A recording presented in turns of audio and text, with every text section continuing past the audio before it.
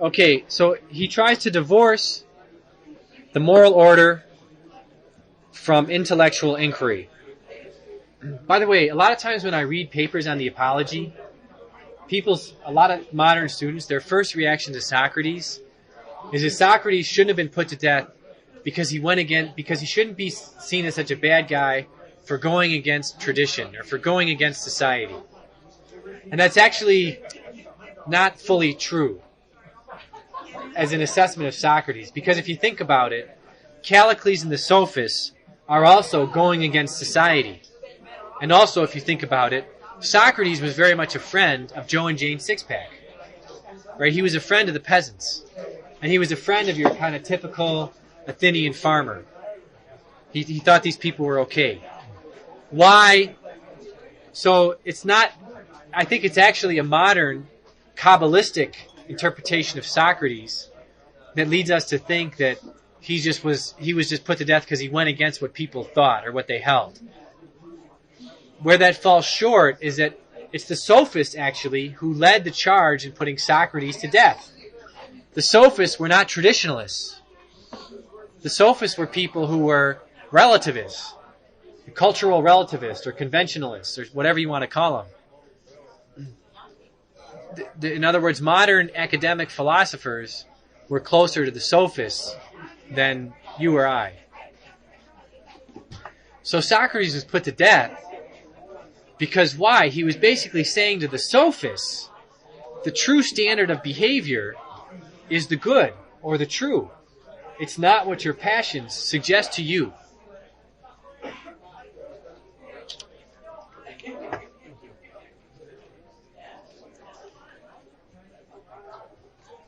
And Socrates was always, this is one of the things that frustrates Callicles, one of the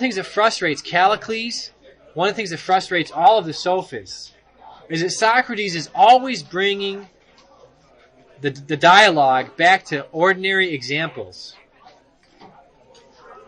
Right? Being a donut maker, swimming, being a helmsman. And from there, he's always trying to arrive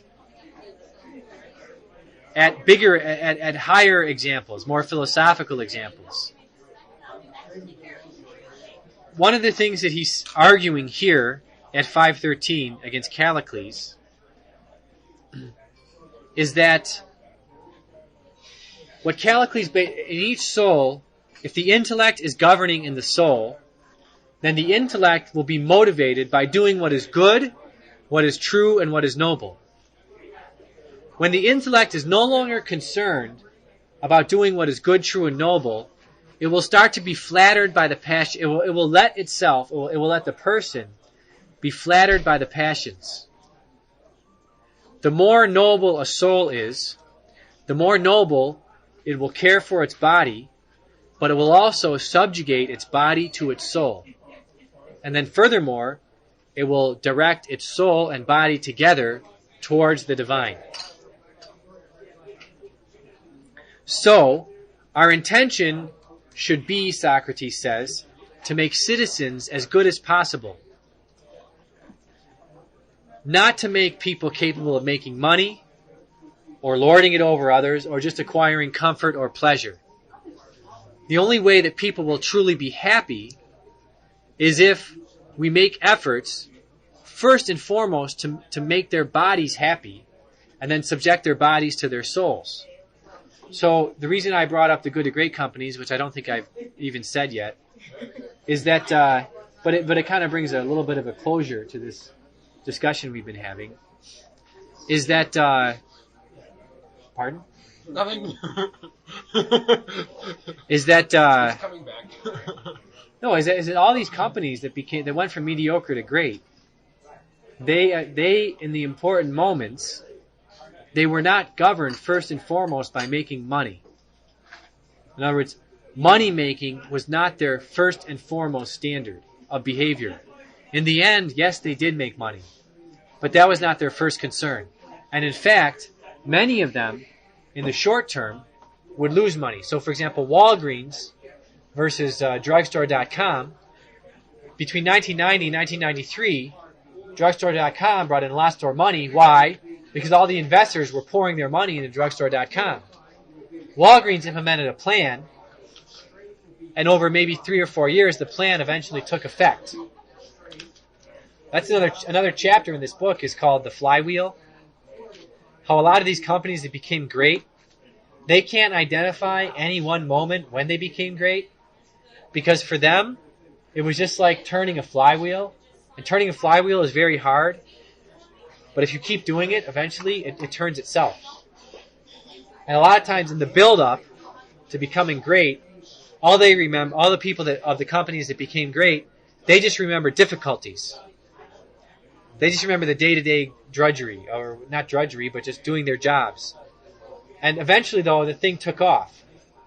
Is Walmart owned by Sam Walton? Yes. So this is the point, though, that I think that Socrates is making here. It's not that he's saying you should never make money. It's not that he's saying you shouldn't enjoy pleasures, but you should enjoy them with temperance, which means in the appropriate. This is what he was trying to get at with Protagoras, right? That there's an appropriate measure. The measure is given the circumstances that determines when and how we engage in the pleasures. Well, for example, the way that gets applied by modern Socrates, I really think the more I read Socrates, the more I'm convinced that the church is the Socrates of the modern world. And I know that's kind of, it wouldn't be accepted in many places. But I really think, I think the analogy holds. Because the church, for example, with respect to marriage, the church says the same thing, right? The church never speaks poorly about procreation. It says about procreation in the right time. In marriage, where there's true sacrificial love between the two partners. And also where there's the society is there to help the people remain faithful to their commitments.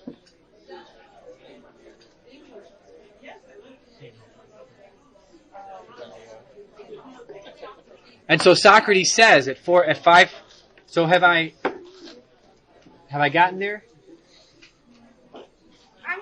Have I answered your question? Okay, he says one of them deals with pleasure, and so that would be the passion. Well, the moral part governs properly the pleasures. Okay, and then intellect deals with what's best and doesn't gratify it, but struggles against it. So Right. It doesn't gratify what's best. Doesn't gratify the passions when it struggles against them. Okay. I understand that then. Okay. Well, then yes, to answer my question. But I was going to...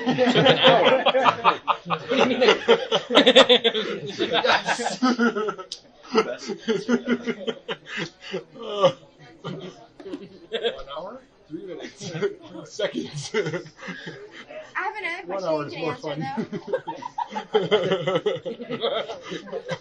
Go ahead. No, go ahead. Good. Ask it. On 512E, he talks about whoever is truly a man. Is there has something to say about that? Whoever a true man is, that's going to be whoever lets their intellect rule over their soul. Let me just read my notes here real quick. B or D? It's 513 or 512. It's right above 513. Okay. It's on page 856.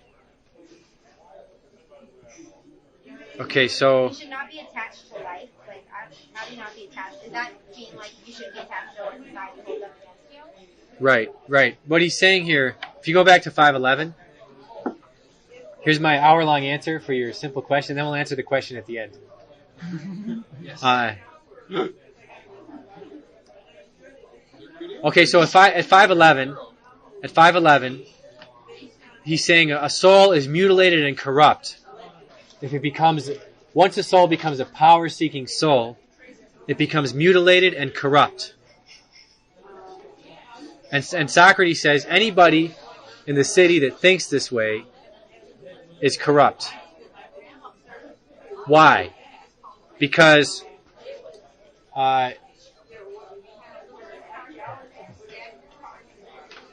he basically says that in the case of swimming or being a helmsman, the swimmer and the helmsman are concerned about the safety of the people. And oftentimes, even though they're concerned about safety, they're not concerned with the good and the bad. They just save people.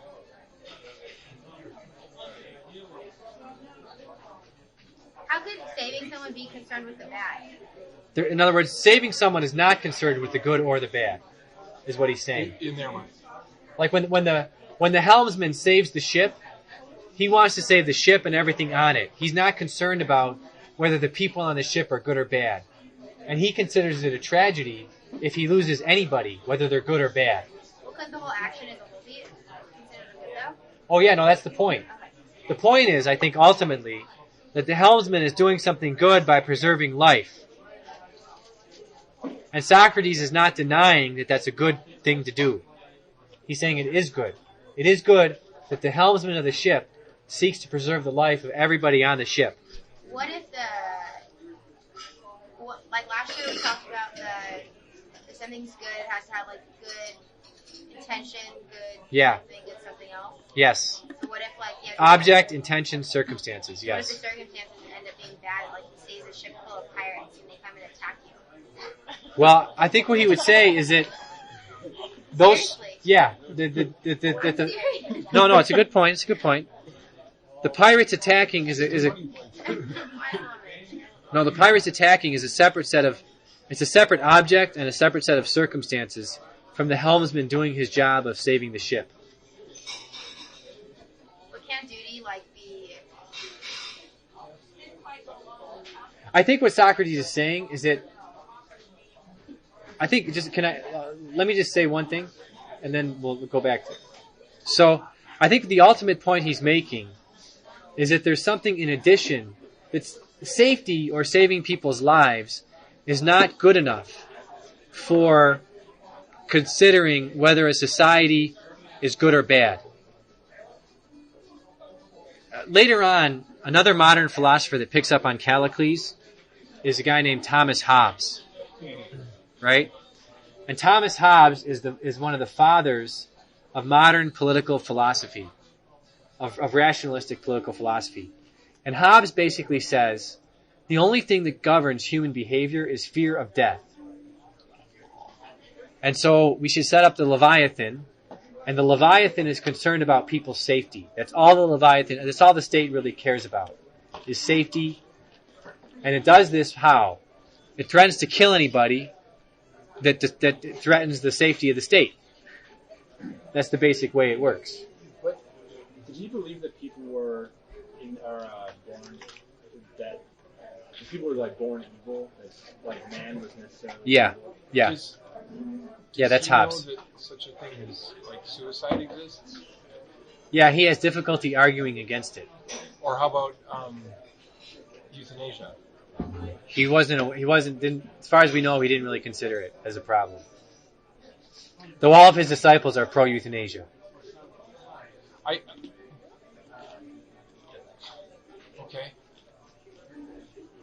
Hobbes is like required reading in political philosophy. He's like the father of modern political philosophy.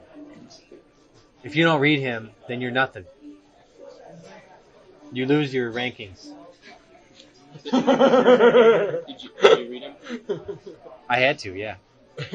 But I read him as little as possible. In moderation, though. There comes Right. the So, the point I'm getting to here is that what Socrates is arguing here is that that's as far as Callicles can go. Is that as far as Callicles can go, we should be concerned about the safety of people. And even that's kind of provisional, because Callicles would say, well, there are some people, you can take their property and kill them and steal their wives. And that's not a big deal, if you can get away with it.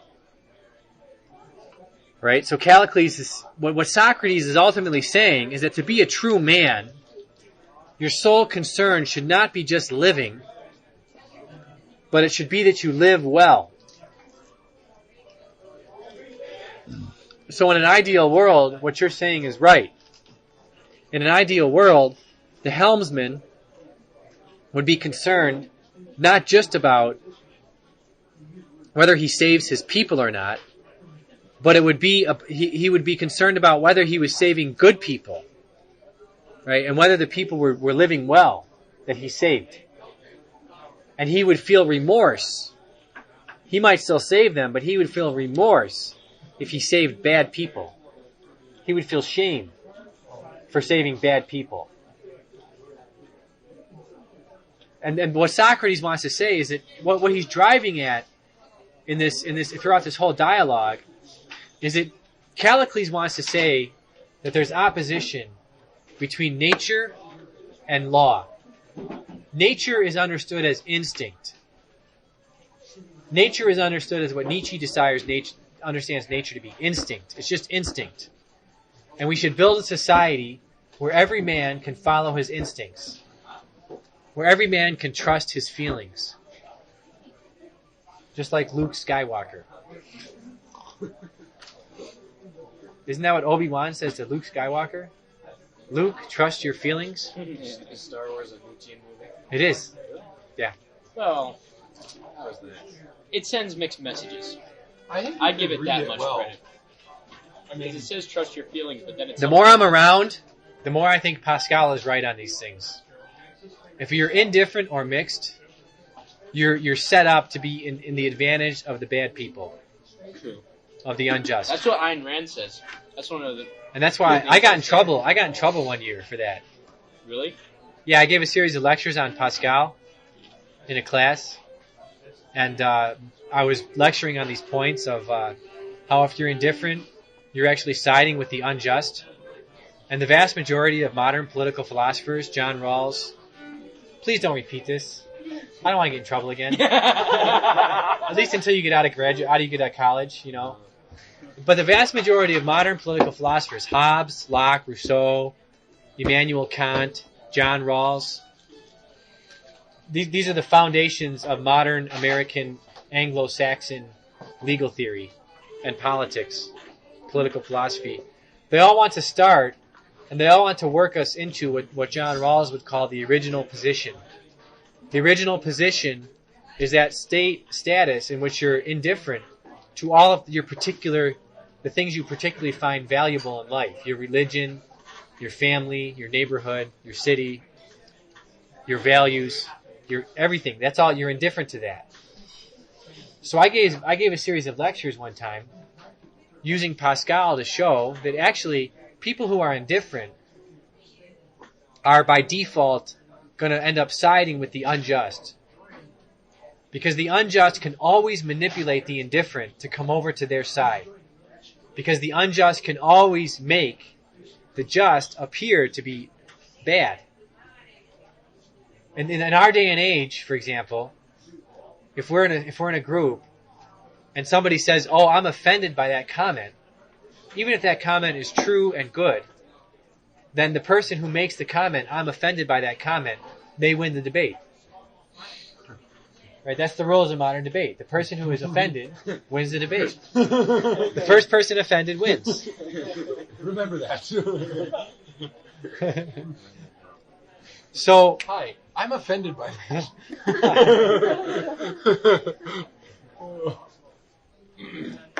So, and by the way, you know, it's funny. I was reading this book this summer. No one is willing to translate this book into English. But this French historian, he's a French philosopher who studied history. His name is Augustin Cauchin. Oh, by the way, I got a great idea for a play this year. Okay. George Bernanos.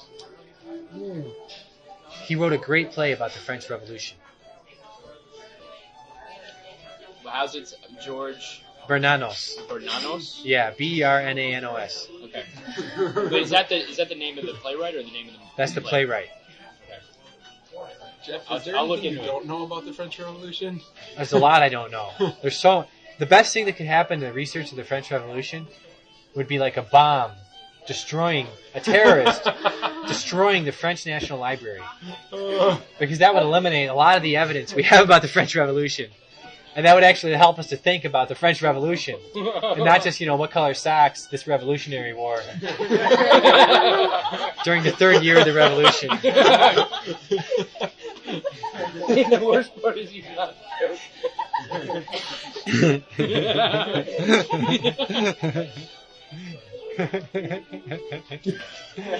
And you can quote me on that one. So,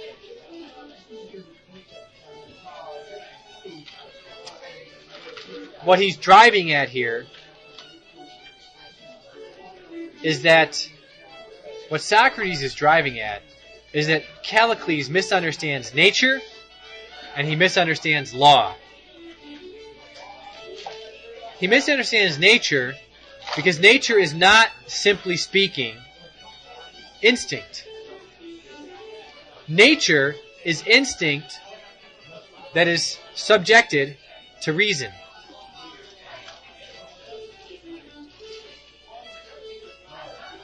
An instinct subjected to reason would make a man realize that what's not important for him is just that he live, or that he live comfortably, or that he live with making a lot of money, or getting all the pleasure that he can get, or acquiring power to lord it over others.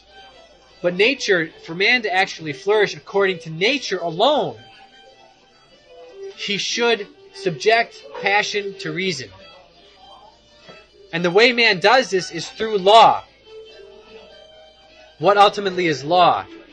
Ultimately, law is a kind of harmony that's in creation. And man, by developing partnerships, and then friendships, and then virtue, and then the common good in society, man starts to understand, he starts to become open. In other words, once man develops the moral life, he can start to discern the order that is in things. And once he discerns the order in things, he sees how law helps to keep things in order so as to allow what should happen in nature happen. The reason to rule over the passions. So law and nature, Callicles misunderstands nature, and he misunderstands law, and he misunderstands with the way the two of them help each other. If you can kind of get your mind around this, you will start to understand. And when you read Thomas Aquinas, the treatise on law, you will understand more what that means. Because for Aquinas, the eternal law is the order that God establishes in things when he creates things. That's what Plato understands by divine harmony. The natural law is how man, using his reason, comes to discover the eternal law. And in many ways, the natural law theory of Aquinas is his attempt to build on and perfect what is started by Plato and Aristotle as far as ethics and political life goes.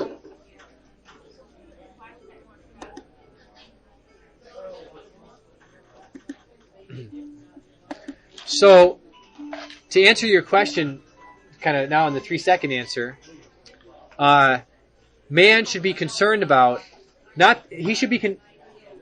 this guy whose website I showed you at the beginning of the semester, he actually counted up the number of times in Plato's dialogues that Plato talks about the importance of caring for the body versus the number of times Plato talks about caring for the soul.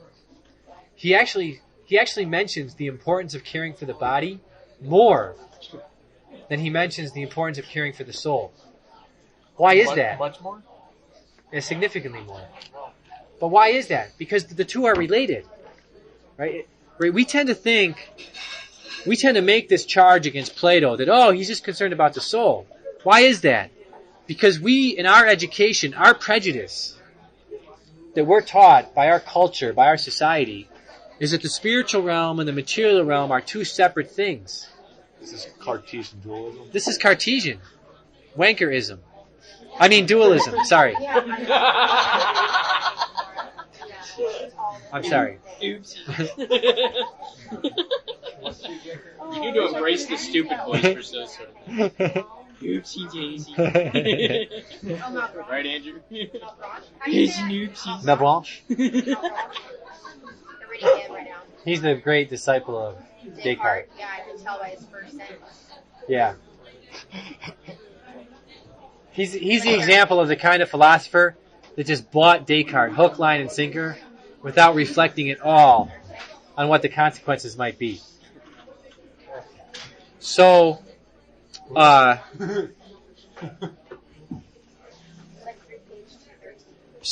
we tend to think there's this divide between spirit and matter, and that the divide can never be breached.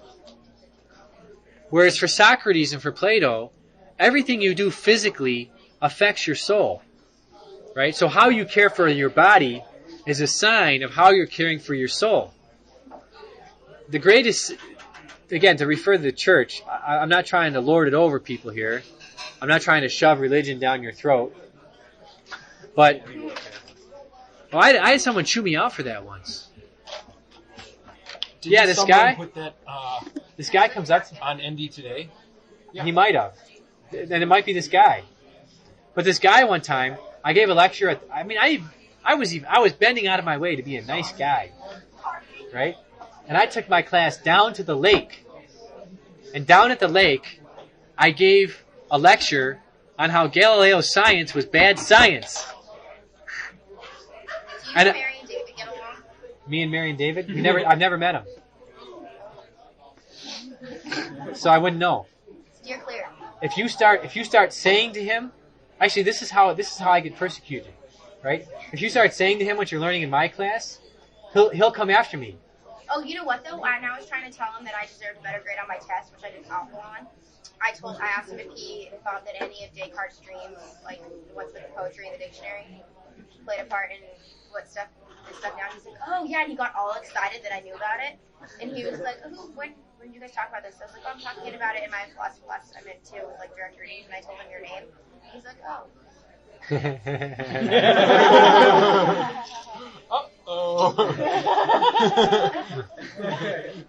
I told him that Yeah.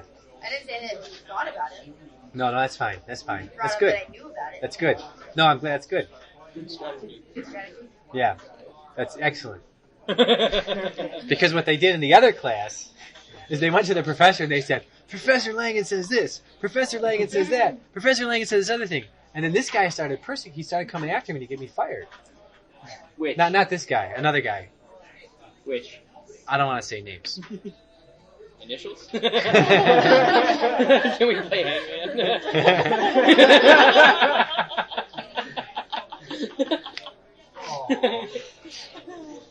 So this person, after this lecture, right? He pins me down, and he says, "How dare you suggest that Galileo's science was not verifiable?" Right? That was my whole point. That a lot of his, given the technology of the day, a lot of his science was not verifiable. Galileo admitted that. And then the other thing is that a lot of it was eventually proven wrong. Once they got the science, the technology to verify it. That was all I claimed. And this guy was like all upset. He's, "How dare you make this claim?" Well, why? Because when I was a young man, when I was 18 years old, I did a report on Galileo, and that became what determined the rest of my life, my whole intellectual, and the way I live my life, the rest of my life. And I said, well, I feel bad for you then. How old was this guy? And then he said, and another thing, you suggested that MSNBC was not an accurate network. Oh. And then he said, and finally, thirdly, whatever it was, I didn't come to this school to have religion shoved down my throat. I said, okay, we're at the grotto. Yeah, exactly. Well, actually, we were at the grotto. That was funny. Because we were walking back to the grotto, and at one point I said, hey, what's wrong? I mean, why are you so upset? Right? I mean, if I said something wrong, correct me. So, that's what I got. Galileo admitted. So I'm not trying to shove religion down your throat, but well, no. But there are many saints who would say, the point I want to make is there are many saints who would say that the real sign that someone is concerned about someone else's spiritual life is that they're concerned about the basic things. Now, are you eating well? Are you getting enough sleep? Are you drinking enough water? I mean, it's kind of basic human questions. Are you exercising? I think I told you this before, but like I know this psychologist or psychiatrist in New York City, and he says he would lose 80% of his patients if they just slept right, ate right, and exercised right. He would lose 80% of his patients. And the other ones become lesbians. And the other ones become lesbians. And witches. And witches.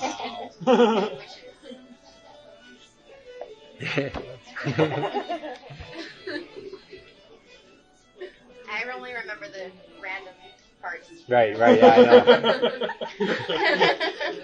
I remember your tangents. Yes. Oh, you weren't there for that one. You told me about it. But I did tell you about it, that's right.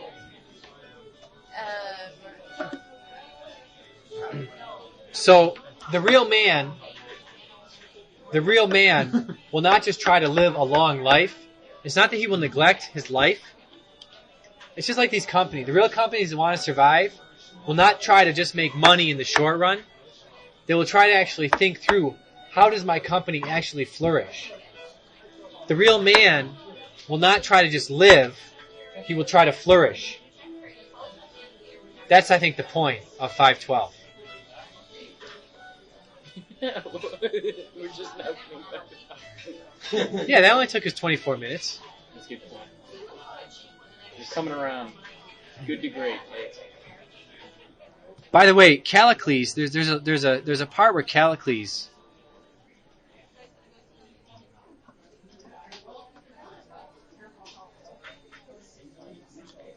Callicles at 492.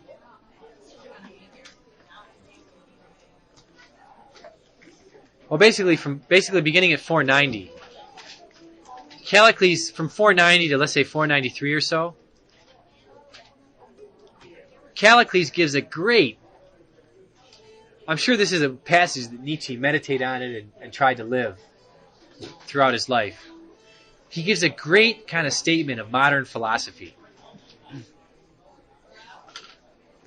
And first of all, he says to Socrates, Socrates, all you do is you talk about cooks, cleaners, cobblers, and doctors. You know, all you do is talk about the butcher, the baker, and the candlestick maker. All you do is, you don't talk about the real important things, like how to become superior and powerful in a city. And Socrates says, well, of course I do. I talk about who is self-controlled, who is a master of himself, who can rule their passions and appetites. The implication of this is, you either rule your appetites or your appetites will devour you. Callicles says, people that, this is very Nietzschean, right? This is very modern. This is very much like Ayn Rand, or Ayn Rand, as we should say more properly. Callicles says, people that live self-control, virtue, they're stupid. Right? Religion is the opium of the people. That's Marx. It's the stupid people that live virtue. This is still prevalent. This is still very popular. I think the sign that something is popular is it has filtered down to white trash culture.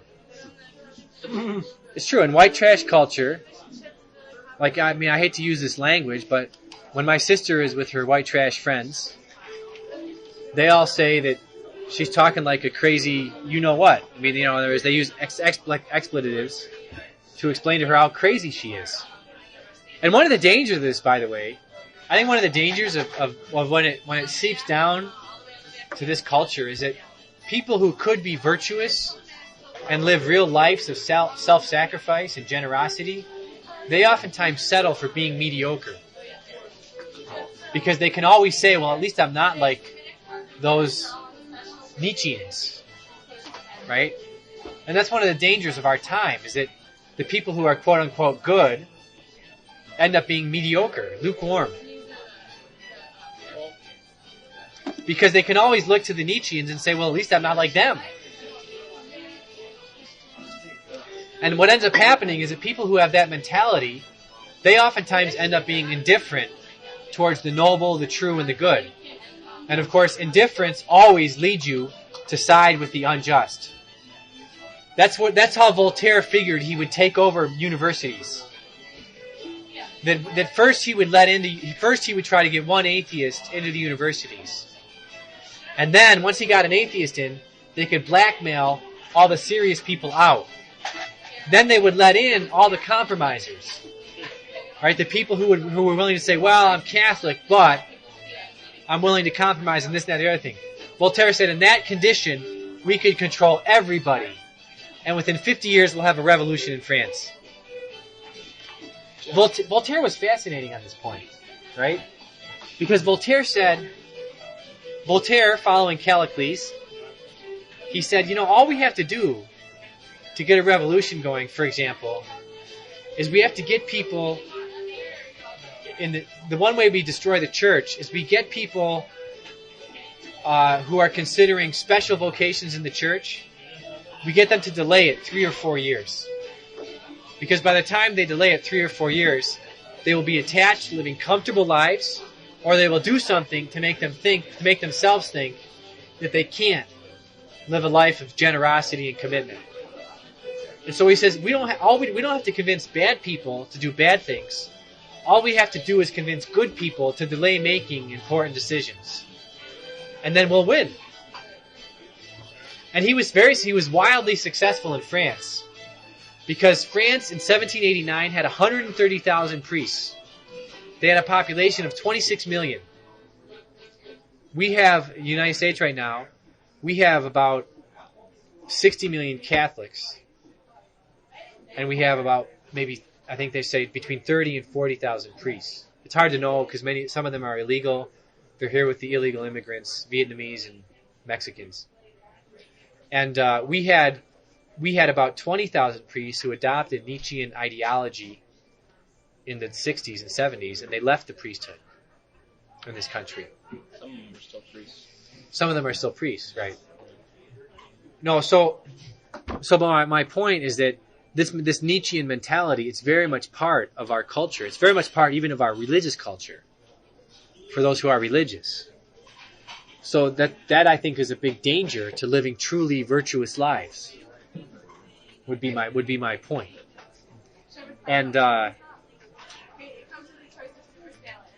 the 1820s in France, there was like 6 vocations a year, special vocations. And this is kind of a bad example I'm giving, because really everybody should try to be a saint. Everybody should try to live virtue. But at the same time, if you go back to the early Christians, before there were vocations to being monks or religious, they would give up marriage just to live the gospel. They would separate. People who were married would separate to just completely commit themselves to the gospel and to following Christ, because Christ says, right? I'm not trying to. Christ says, those who give up husband or wife or children or lands for me or for my name's sake will be given 100-fold in this life and much more in the life to come. But that practice was condemned, right? By who? As long the church, if you converted and your wife didn't, then that's something different. But no, you had both the husband and wife would have to agree to it. You couldn't just unanimously. No, that was condemned. If you were both Christians. No, you're thinking of a different thing. I'm talking about husbands and wives who voluntarily agreed to separate to live celibacy. This was a practice. With children? That was. Well, their children would have to be grown, or they wouldn't have to have children. It wasn't condemned. It was never condemned. Hold on. Are you looking it up? No, I have it in the files. Things John Zatachi does on his computer. I mean, we see it. We see examples of it in Augustine's Confessions, in the Fathers of the Church. Yeah, but Josephite marriages have never been supported. Well, not being. What do you mean not being supported? Like they just.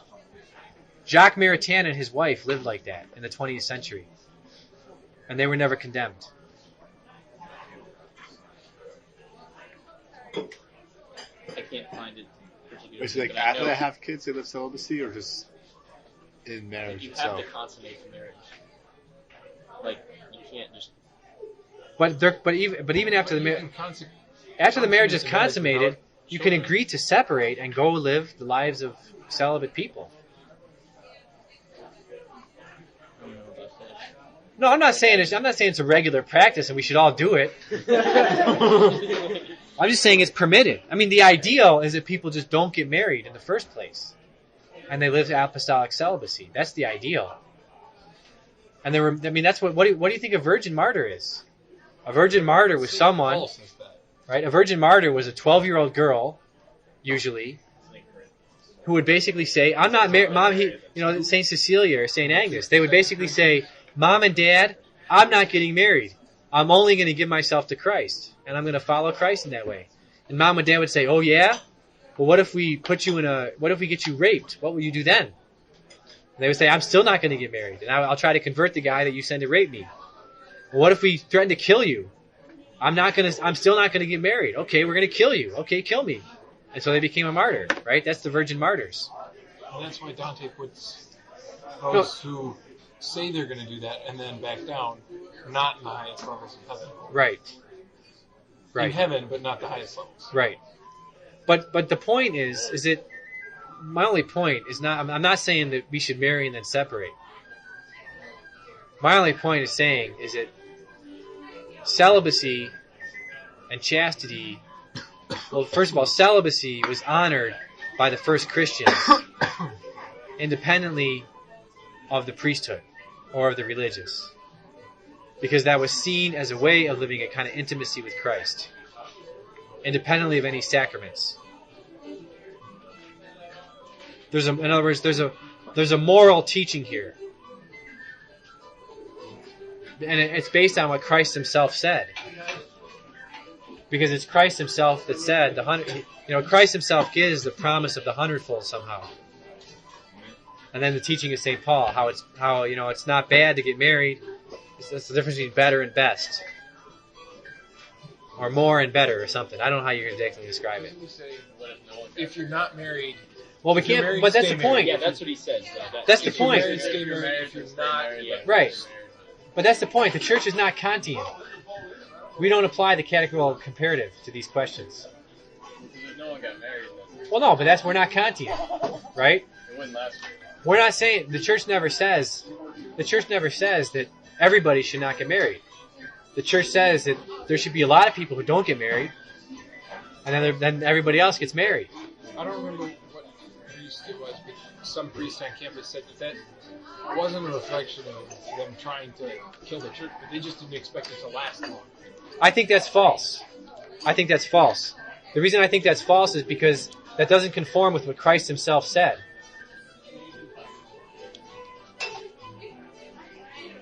What do you mean? Christ Himself said, whoever gives up Father, Peter says to Christ, "What about us who have left everything and followed you?" Right? And Christ says, "Well, you who've left everything to follow me, you'll be given 100-fold in this life and much more in the life to come." Christ Himself said, "Those who leave everything, father, mother, husband, wife, children, lands, for me and for my name's sake, will be given 100-fold in this life and much more in the life to come." In other words, celibacy is a moral virtue that gives a special insight. It fits exactly with 513D. Right? So that we're not deviating. I mean, it's a special application of it but even Socrates to some extent gave up his family for philosophy. Isn't that like a supernatural virtue instead of a natural virtue? Like there's a difference between superseding the natural ethic. Well, it doesn't go against it though. Like, No, it this is, doesn't, but this is my it's point. like above and beyond. Even on it, but I guess my point would be that even on the natural level, there are people that sacrifice marriage for some natural human good, and that would be the sign that the supernatural virtue builds on what is humanly the case. For example, if you want to have your children take care of you when you get older, have children until you have 3 women. I'm not trying to be, offensive here, but it's just statistically the case. If you have more than 3 girls, one of them won't get married, and she will take care of the parents when they're older. Right? That's just the way families work. Pardon?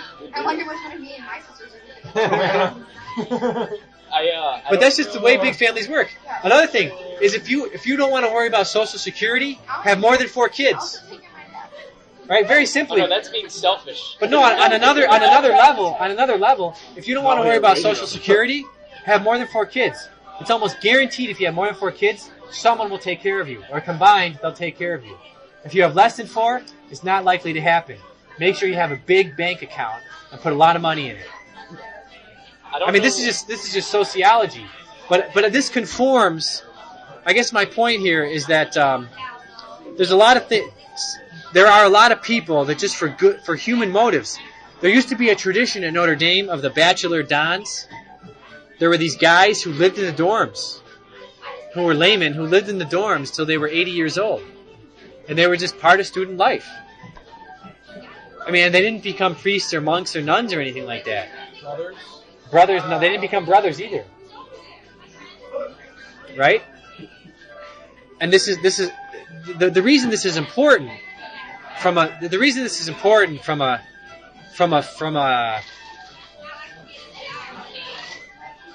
it's not important from a legal standpoint. It's important from an experiential standpoint. Is that it's important to realize that virgins, whether they're male or female, they have a special place in the heart of Christ, independently of any sacraments that go along with it, because they give a witness to holiness and a witness of intimacy with Christ that cannot be reached in marriage. That's the point. I was looking for Socrates. Okay, Josephite. Here comes the Josephite response. No, I was looking for quotes by Socrates that had to do with marriage, just because I was being a smartass. Yeah. And he says one, I don't know what dialogue this is in, maybe you know, but he says, concerning celibacy or marriage, men will choose either and regret whatever they choose, or something like that. Well, yeah, no, I mean, actually, he might not be speaking true, because he might only be speaking about the married half of the equation. I think he was just making a joke. Well, no, you might think he's making a joke, but I'll be honest with you.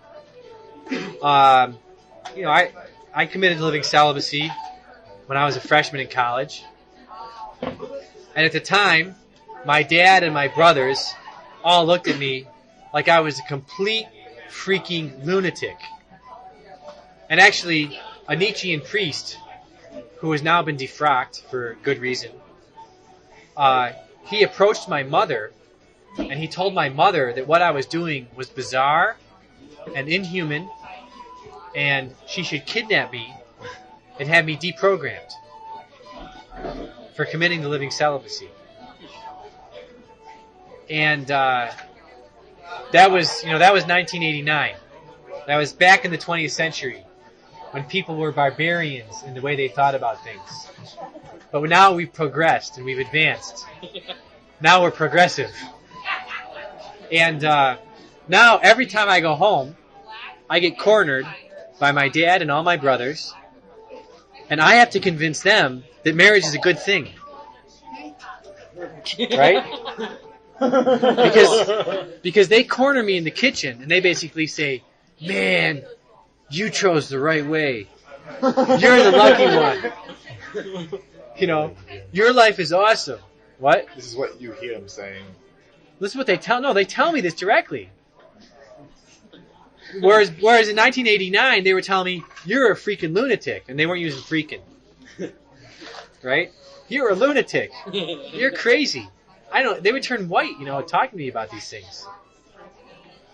But now everybody comes to me and they say, and I say to them, "No, look, marriage is a path to holiness. Marriage is also a way by which you can live virtue. You don't have to treat your wife like she's a dirt rag." Right? What a wonderful word. You have to treat your husband. Wait, what did you say? You said you don't have to treat your wife like she's a third grader? Like she's a dirty rag. Oh, I thought you said a third grader. No, a dirty rag. And then I was like, aren't you supposed to treat your husband like he's Yeah, you always have to treat. That's the truth of marriage. That is true. You always have to treat your husband like he's the youngest child in the family. Yeah. I think that's true. Well, our chances are probably the ones that aren't married. All girls need to be told that. I'm serious. No, the ones that aren't told don't go for it. I think they figure it out. Well, When they expect their too husband much. acts You like expect the too youngest much child of in the family.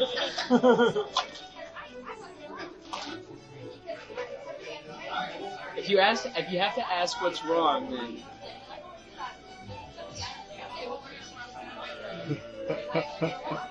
Okay, so really quickly, I want to go through some other things. 1, 493. He speaks about the Sicilian wise men. In some ways, Socrates uses comparative religion to defeat the sophists. The sophists said that other cultures would lead us to abandon morality. Socrates shows that studying other cultures actually leads us to be more moral. It's like sometimes people who study comparative religion, they study comparative religion to make people immoral, but when different religions actually get together and talk about morality, they tend to agree on a lot of things. So, for example, when the World Council of Religions got together this summer in Moscow or St. Petersburg, whatever it was in Russia, the world leaders of all the world religions agreed that we need to defend life from the moment of conception until death, until natural death. All the religions of the world agreed on this, but all the teachers of comparative religion try to subvert this. Also, the 494, the analogy of the jars. How the jars that are full don't need pleasure anymore. He whose jars are broken and the jars are always leaking, he's going to always have to be filling them. That's the man who follows his passions. If you remember from the Republic, Socrates says, until men start to live virtue, no matter how much drugs and doctors' prescriptions we try to give them, they'll never be cured. Yesterday, I was reading this. I was reading the newspaper, and there was an article about how doctors researchers are trying to develop vaccines against obesity and nicotine, alcohol, and drug addiction. Right? So Socrates would say, well, even if you get these vaccines, you're still going to need to live virtue. The vaccines might be a help, but you're still going to need to live virtue. Our society, and we ourselves are habituated this way. So we need to be on guard, right? Because we're trained to think we should not struggle to grow in anything. Everything should be resolved for us by science, technology, or comfort. And by the way, at 495, Socrates uses pedophilia as an example. Right? He says, so, if you should always enjoy in pleasure, without discriminating between good and bad pleasures, he basically says, let's say you have an itch, and your body itches, and the itch starts from your head, and goes to your side, and goes to basically to the point where you would want to become a catamite. And the only way to resolve the itch would be that you be the catamite. Continuously scratching. Yeah, but you're continuously scratching it in your cavity. With a partner. I understood what it meant, Jeff. Well, you freshmen, So basically, Socrates, he's saying something that's grotesque. But at the same time, it's shameful, but many Greek men do it. Right? This is a sign that Socrates is actually critical of homosexuality. Because he's trying to basically say, wouldn't you say, Callicles, there's something wrong with this action? Wouldn't you say that we can distinguish between good pleasures and bad pleasures? I mean, we in our own time could do this in our dormitory debates because the Netherlands has just recognized the pedophile party as a legitimate political party. So if people are relative, or if they're relativistic, we could say to them, well, what do you think about the pedophile party in the Netherlands? Is that okay? Right? I mean, that would be a legitimate question to ask in our own circumstance.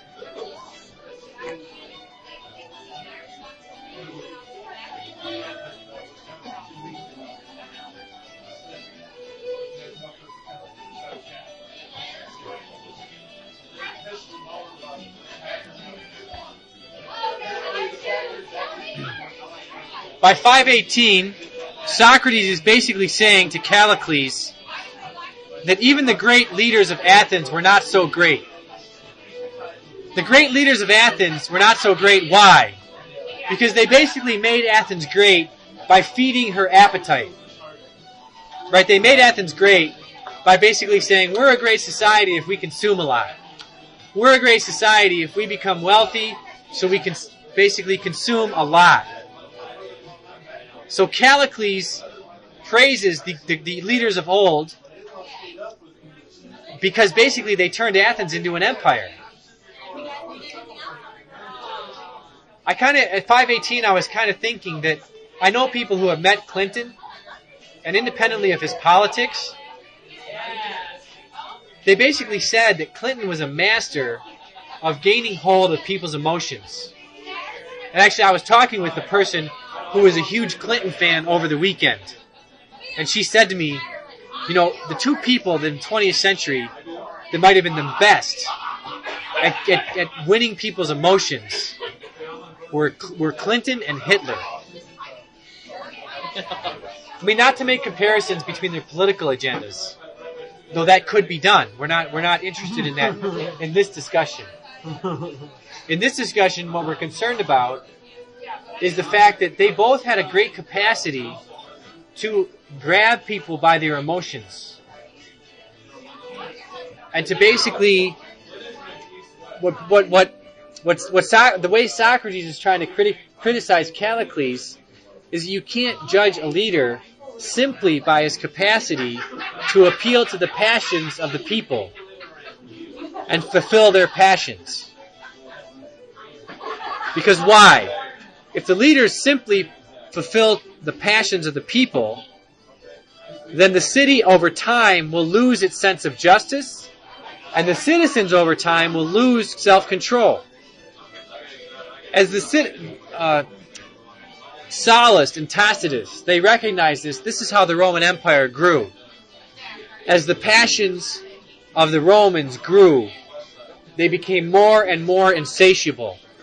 And the more and more insatiable they became, the more the Romans had to expand to territories outside of Italy to create markets, economic markets, and also to provide for their security. The reason Rome first became an empire was to go kill a tyrant in what is now Turkey, who they thought was a threat to their security back in Italy. So their desire to preserve their security and their desire to slake their gullets in the stream of their passions led them to become an empire ultimately. And so Socrates says, our goal should not be simply to gratify the citizens. Our goal should not be to flatter them. He also says we should expect to be put to death for practicing true politics. In other words, we should be expected to be persecuted and to have our lives and jobs threatened because we try to do what is best. If in your family you try to hold your parents and your brothers and sisters to a standard of virtue and justice, you will be ostracized by your family in this day and age. I had to do this with I mean, I think I have some life and death situations in my family, so I had to do this with some of my brothers and sisters. And the first thing they did is they had a party where they invited the whole family, and they trashed me. Like, trashed my reputation with my family.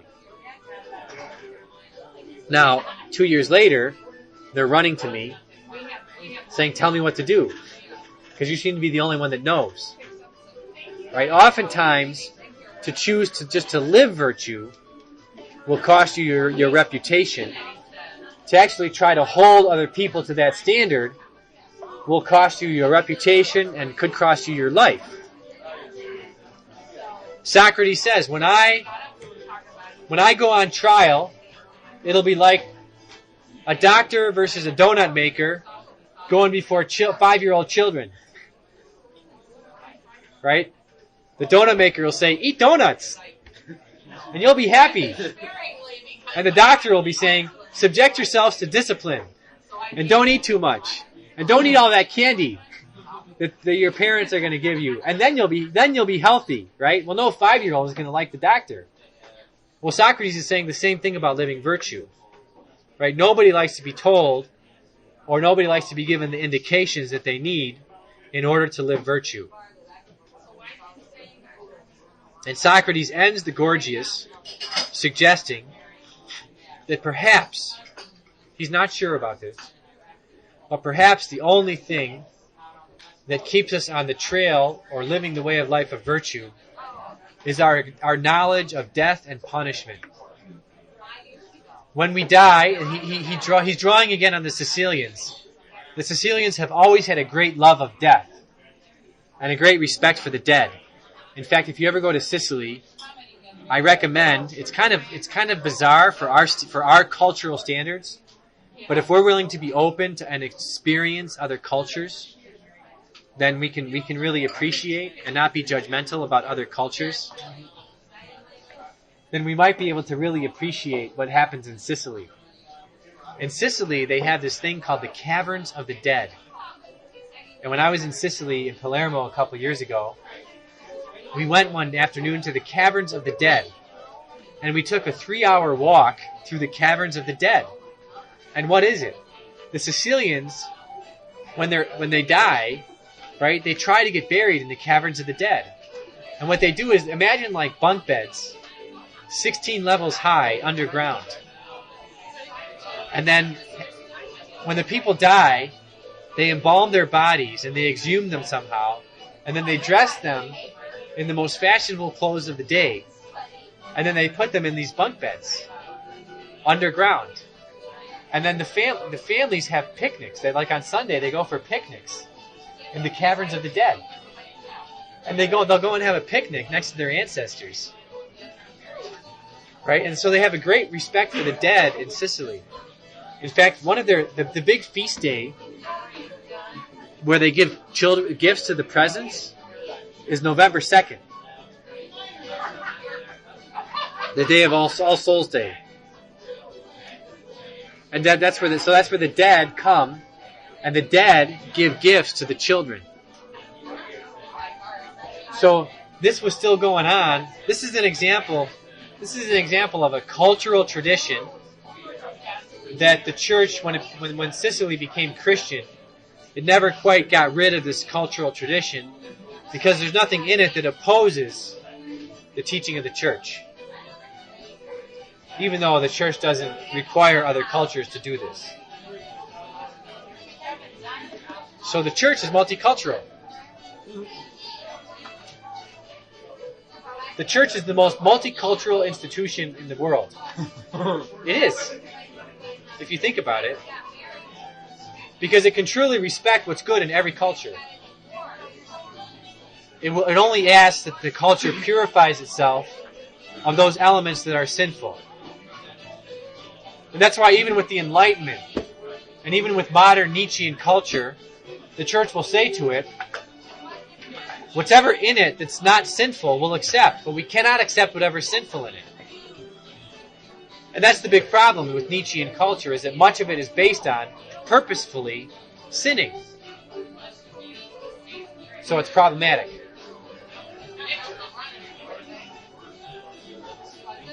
I forgot to tell you about Augustin Cochin, but I'll have to tell you about that next time. How he came to realize in many ways, after studying the Masonry during the French Revolution, he realized that the political philosophy of modern, if you think about it, political philosophy is always attached to institutional practices. Whenever you study modern political philosophy, they always talk about these procedures and these philosophies, but they don't attach them to any institutional practices. So Augustin Cochin asked, I don't know if he asked himself this question or if he stumbled upon the answer, but he realized at some point there is an institution, right? Socrates had the academy. Christian civilization in the Middle Ages had the monastery and the city that was built around the monastery as its primary institution. What is the institution to which we can attach modern political philosophy? The theory of modern political philosophy. That we should all envision ourselves as being detached. When we go into politics, we should all envision ourselves as being detached from our particular attachments to religion, to family, to groups, to society, to the city, and whatnot. What physical institution actually does that? Upon which some modern or theorists could have gotten that theory. And Augustine realized it when he studied the French Revolution. Because the French revolutionaries had this theory, and this theory was based on the practice of Freemasonry. Right? So modern political philosophy is Masonic philosophy. And many modern philosophers, going back to Descartes, were members of either Masonic or proto-Masonic lodges. So it makes sense that would be the institution to which we could attach the theory. Now that is complete lunacy. And so I realize it. But it's very interesting at the same time. I mean, if you're going to try to attach a theory to an institution, this is the institution that most closely resembles this theory. Cochin's point is that by the year 1900, most political parties and most modern democracies had taken this institutional practice and theorized it, and they began to practice it on national levels. So in a way, we're all Masonic now, without being conspiratorial. He's not conspiratorial. He's just saying we've all adopted these theories and we've applied them now on a massive level. So it's Masonic. We should not study modern philosophy. We should study Masonic philosophy. Because that's how we would actually attach it to it. Just like we study Christian philosophy or Socratic philosophy, and we attach them to institutions, Masonry is the institution to which we could attach modern philosophy. Makes sense to me. I mean, it's fair. I think it's fair. And one of the features of modern philosophy is we should always be fair.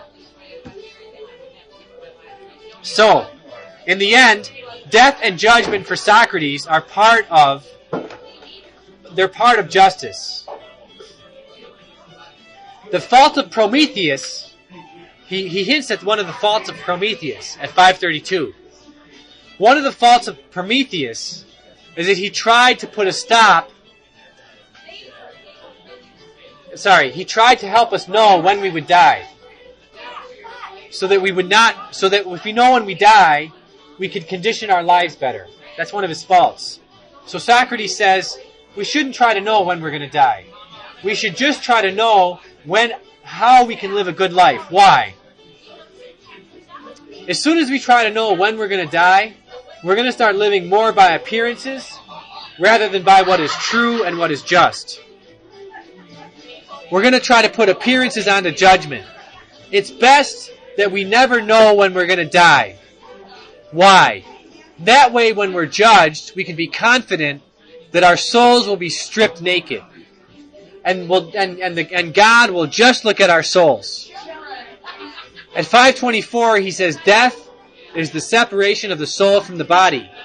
I have a friend who's a neuroscientist, and he maintains that this is actually, to this day, still the best definition of what death is. The death is when the soul is separated from the body. Socrates says, when the soul is separated from the body, it keeps all the marks of the injustices it committed during life. So just as when you get wounded, your body gets wounded, you get cut, you get a boo-boo, right? You break an arm or you break a leg and there's a scar still there. He's saying the same thing happens to your soul. When you lie, when you commit perjury, when you commit an injustice, when you deceive, when you act based on pretense, when you engage in crooked actions, luxury. This list is interesting too. I think we should start paying more attention to lists. No, I mean, it's true. I mean, because a lot of times the lists say very concrete things. Like when you read the New Testament and you read Peter or Paul, and they make a list of the vices or the virtues, it's interesting just to read that list and think about it. Right? Like when James or Peter says a sign that you've given up on Christ means you've given in to fornication and adultery and midnight partying and revelry and drunkenness. I mean, I think that's important. I don't think that's just. I mean, sometimes people talk about the gospel and say, "Oh, we can't be literal about everything. These are mysteries we can't really know." It seems to me that's not a mystery. It's pretty clear what drunkenness is. I mean, I don't think that changes over time. I could be wrong, but it seems to me that's not a case where you're just being some literalist saying, "No, the world's only 10,000 years old." I don't think that's being literalist necessarily. But it's because why? Because I think the first Christians, for example, or the followers of Socrates, they really took these lists seriously. They tried not to do the things that were evil so they could live the virtues that were good. And that's part of how you learn what's evil and good, is what's the list that the wise men came up with. So, he speaks about crooked actions, luxury or comfort-seeking, arrogance, incontinence, and all sorts of dishonors for the soul. All of these things, they leave their marks on the soul. So every time you do an injustice, it's like falling down and getting a boo-boo on your knee. Right? It leaves a mark on your soul. And I think it's a nice way to think about it, because even if the wound is healed, the scar is still there.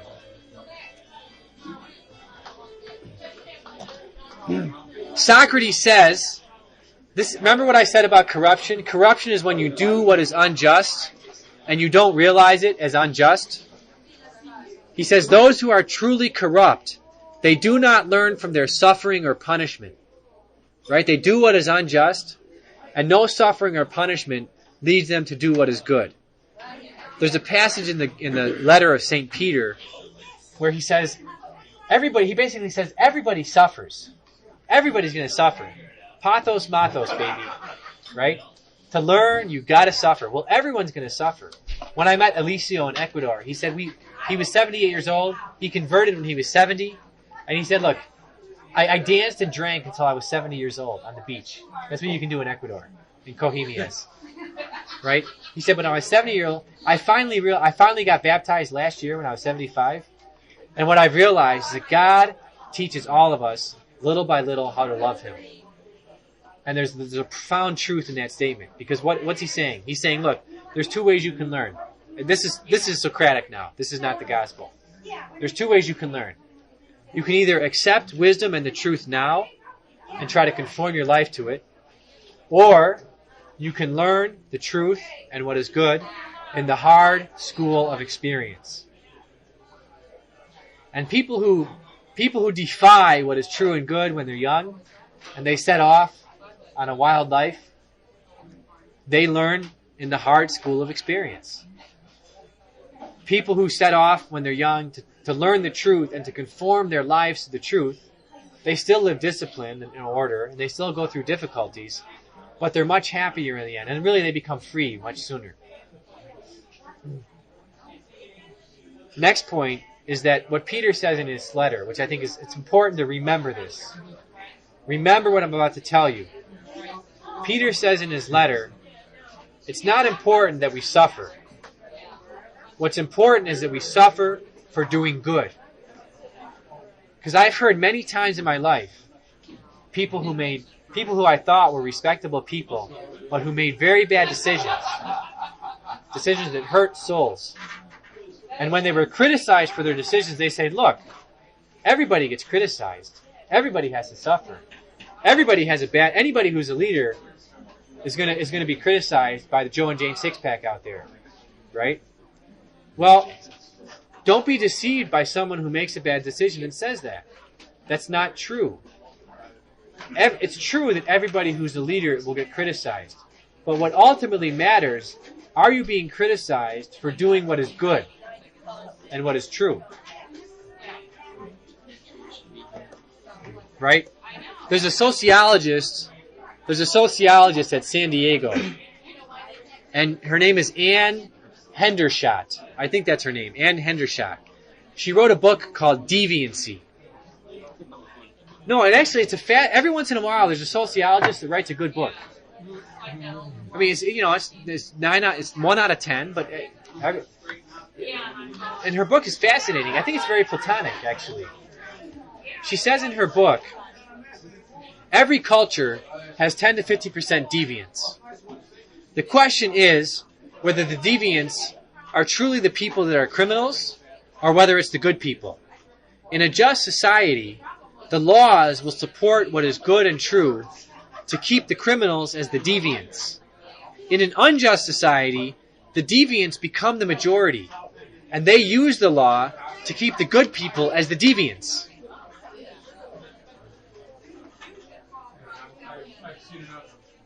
So, if Nietzsche becomes the standard of our culture, what does that mean?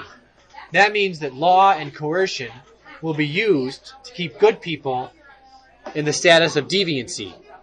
And law and coercion can include the media, entertainment, and all sorts of other things. Right? Because what is law and society, as we all know who have read The Republic, is not just the law, but it's also the character of people in Hollywood, the music industry, journalism, business, military, economics, cultural leaders, things like this as well. So what Socrates argues here is that the incurable, they should become deviant. Right? Law and society should make the incurables the deviant ones, so that they suffer while they're alive, in the hopes that eventually their suffering leads them to repent and to start out on the path of good. Socrates is realistic, though. He admits many powerful men are bad, and perhaps the only thing that will keep men good in the end is this knowledge of judgment. But Socrates also says we can't forget, though, too, there are many good, at 526, there are many good and excellent men who are in society who live just lives. Even though it's hard, they carry out their tasks in a just way. We should never become so pessimistic to think that everybody out there is an SOB. Right? There are good people in every profession. Even truck drivers. Right? I mean, truck drivers often, truck drivers have hard lives. Even philosophy professors. Once in a while, there can be a good one.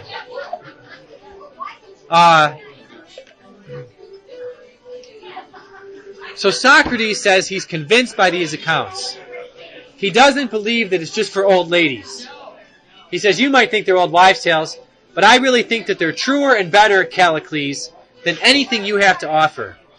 And I'm going to hold to the fact that these wives' tales are true until something better comes along. Because they're the only things that can guard me against doing injustice sometimes. And then he ends by saying, look, let's not just try to be good by appearances. Let's in fact be good. This is the point of 5:13 and 5:12 and 5:11, right? No, it is. Let's not be good by appearances.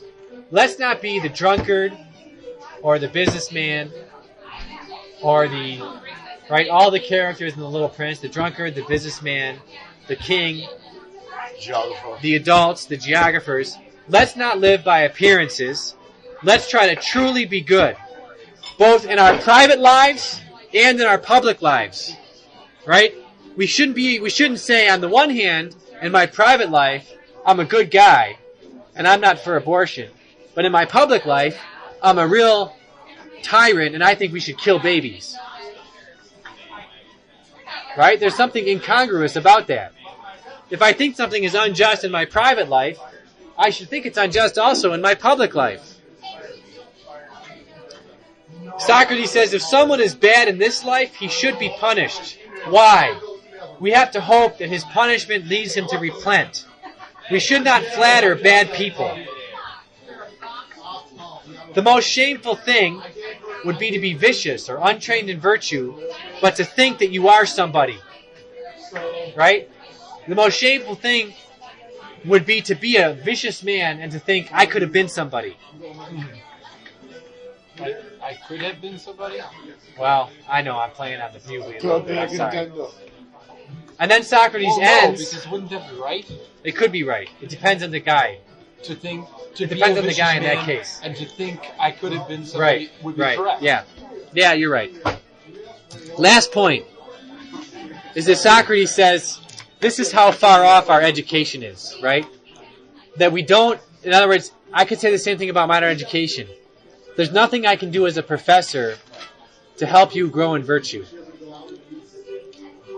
Why? I can't, unless you freely submit yourself to my authority, No way. which you would never do, right? There's no way I can train you in the moral habits. Modern intellectual life is such that your training is primarily intellectual. It's not moral. So in other words, modern intellectual life by default is set in the direction of Descartes and Nietzsche, not in the direction of Socrates, Plato, and Aristotle. Because by default, it's hard for me to come up with ways to help train you in moral things, to be moral, to train your habits.